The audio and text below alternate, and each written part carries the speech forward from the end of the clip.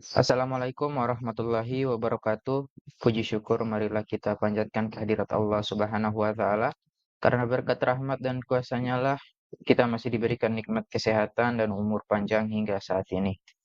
Perkenalkan, saya Rizky Ibrahim selaku moderator dan pemateri dari kelompok 3 kelas D Sistem Informasi angkatan 2023. Pada video kali ini, kelompok kami akan membawakan materi tentang nominal grup teknik dengan studi kasus pengendalian kualitas dengan metode nominal grup teknik dan Pokayoke untuk mengurangi jumlah cacat panel ASI di PT XYZ. Adapun tujuan dari pembuatan video ini yaitu untuk memenuhi tugas mata kuliah rekayasa proses bisnis yang diampuh oleh Ibu dosen Sri Nilawati Lahai Eskom Mkom.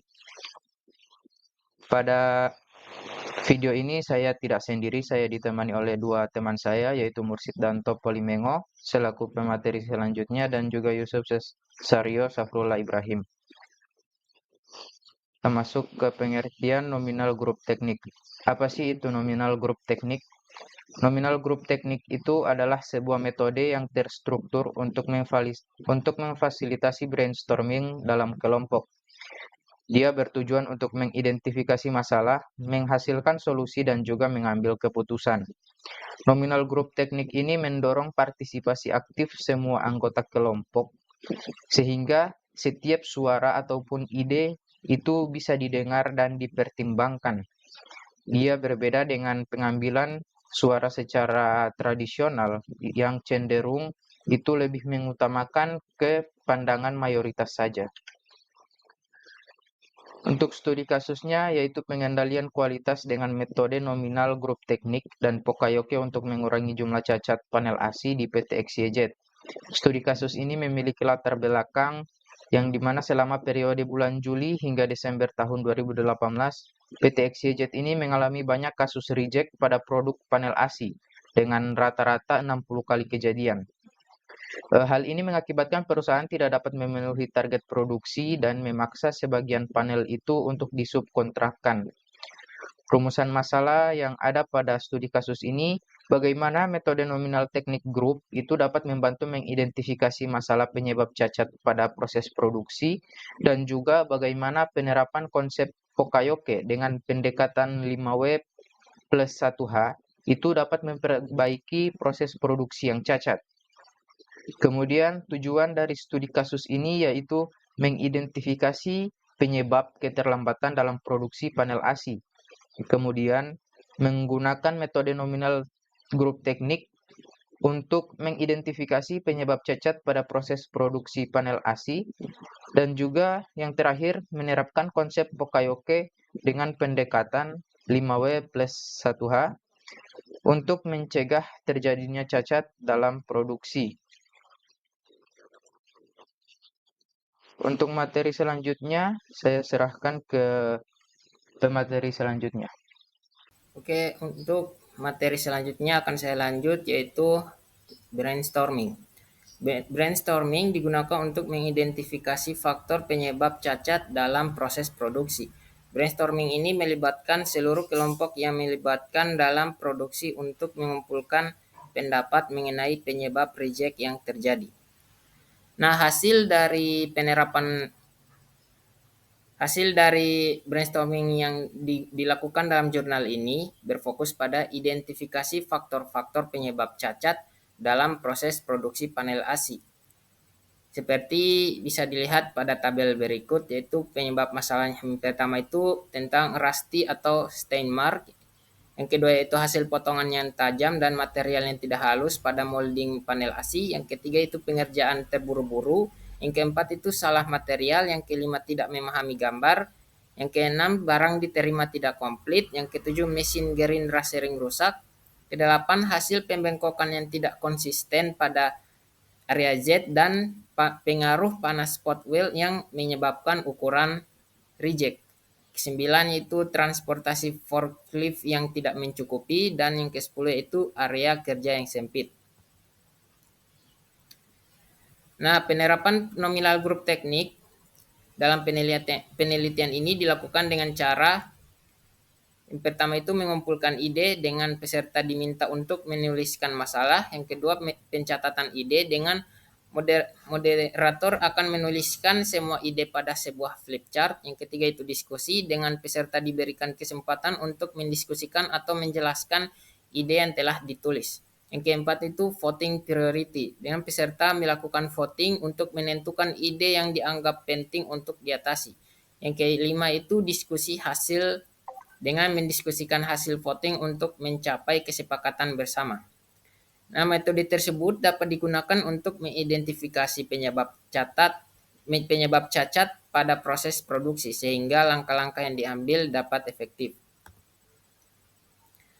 Nah, hasil dari penerapan nominal grup teknik ini, dalam jurnal ini mereka membuat sebuah tabel dari hasil diskusi mereka.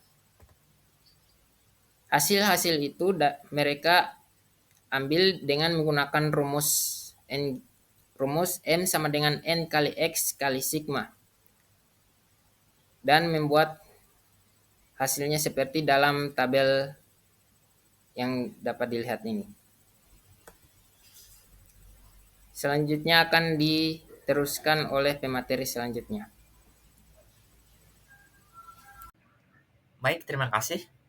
Penerapan diagram Pareto. Diagram Pareto digunakan untuk mengidentifikasi dan memprioritaskan jenis cacat yang paling sering terjadi dalam proses produksi panel ESI. Dari analisis yang dilakukan, ditemukan bahwa cacat yang paling dominan adalah cacat dimensi tidak standar, yang berkontribusi secara signifikan terhadap total jumlah cacat yang terjadi. Cacat ini memiliki nilai tertinggi dalam hal frekuensi, yang menunjukkan bahwa perbaikan pada area ini akan memberikan dampak yang besar terhadap pengurangan jumlah cacat secara keseluruhan. Diagram Pareto juga menunjukkan bahwa sebagian besar cacat sekitar 80% berasal dari beberapa penyebab utama, sekitar 20% penyebab. Sesuai dengan prinsip Pareto yang menyatakan bahwa sebagian besar masalah seringkali disebabkan oleh sejumlah kecil faktor. Dengan demikian, fokus perbaikan dapat diarahkan pada penyebab utama cacat dimensi tidak standar dan cacat lain yang teridentifikasi dalam diagram tersebut. Lanjut ke penerapan Fishbone. Fishbone digunakan untuk menganalisis penyebab cacat dalam produk panel AC. Fishbone digunakan untuk mengidentifikasi, menganalisis, dan memvisualisasikan berbagai penyebab dari suatu masalah. Di sini ada beberapa faktor yang terlihat seperti ada manusia, metode, material, lingkungan, dan peralatan. Saya akan menjabarkan satu-satu. Untuk yang pertama adalah manusia. Seperti gambar yang terlihat di sini, satu cacat dimensi tidak standar terjadi akibat tidak memahami gambar, dapat mengakibatkan salah dalam menentukan dimensi kerja, karena pekerja itu tidak mengerti gambar kerja. Hasil proses pemekokan tidak konsisten pada jet area spotwell. Hal tersebut diakibatkan karena operator kurang fokus. Sebagai akibat, operator merasa kelelahan pada saat proses produksi karena tempat kerjanya kurang ergonomis. Tempat kerja yang kurang ergonomis bisa karena berbagai faktor. Namun untuk mesin spotwell area, di bagian operator selalu berdiri selama shift kerja dengan suhu area kerja di atas rata-rata. Lanjut ke peralatan atau mesin. Penyebab cacat dimensi tidak standar dari faktor mesin dikarenakan mesin gerinda yang sering rusak, sehingga dapat menyebabkan material rusak. Hal tersebut terjadi karena proses terputus atau tidak terlanjut. Lanjut ke environment atau lingkungan. Environment bisa mengakibatkan dampak yang menyebabkan pekerja tidak nyaman karena area kerja terlalu sempit. Karena tidak nyaman, maka dapat mengakibatkan kurang fokus, berimbas ke barang menjadi di-reject atau ditolak. Lanjut ke yang keempat, ada material. Penyebab cacat dimensi tidak standar pada kasus ini dapat disebabkan oleh faktor material, seperti salah memilih material karena material tercampur atau terlalu dekat jaraknya antara material yang satu dengan material yang lain. Juga ada rasti material yang ditempatkan di area terbuka. Harusnya material yang gampang berkarat itu tidak ditempatkan di area terbuka karena itu akan mempercepat proses berkaratnya. Yang terakhir ada metode. Penyebab cacat dimensi tidak standar dapat dipengaruhi oleh faktor metode yang dilaksanakan pada proses produksi. Proses yang tinggi atau tekanan yang tinggi agar barang cepat selesai bisa menyebabkan terjadinya reject atau penolakan karena dalam proses pengerjaan itu terburu-buru. Kemudian dapat mengakibatkan kurang kontrol sehingga ada komponen yang tidak terakit alias ketinggalan, yang kadang juga pengiriman komponen dari lain sebelumnya tidak komplit. Itu saja bagian dari saya. Saya akan kembali ke moderator. Baik, terima kasih saya ucapkan kepada teman-teman saya yang telah membantu dalam presentasi tugas ini. Adapun kesimpulan yang dapat diambil dari studi kasus ini yaitu metode nominal grup teknik memiliki peranan yang dapat memberikan kemudahan dalam memperoleh ide ataupun gagasan serta pengambilan keputusan yang tepat. Dengan menggunakan nominal grup teknik, PT XYZ dapat melakukan peningkatan produk panel ASI sehingga terhindar dari masalah penolakan ataupun reject. Implementasi nominal grup teknik pada suatu proses bisnis ini sangat diperlukan untuk membangun kerjasama antar tim dalam mengidentifikasi penyebab suatu masalah atau mencari sebuah gagasan baru untuk kemajuan yang lebih baik. Kurang lebih itulah yang bisa kelompok kami sampaikan. Terima kasih atas perhatiannya. Assalamualaikum warahmatullahi wabarakatuh.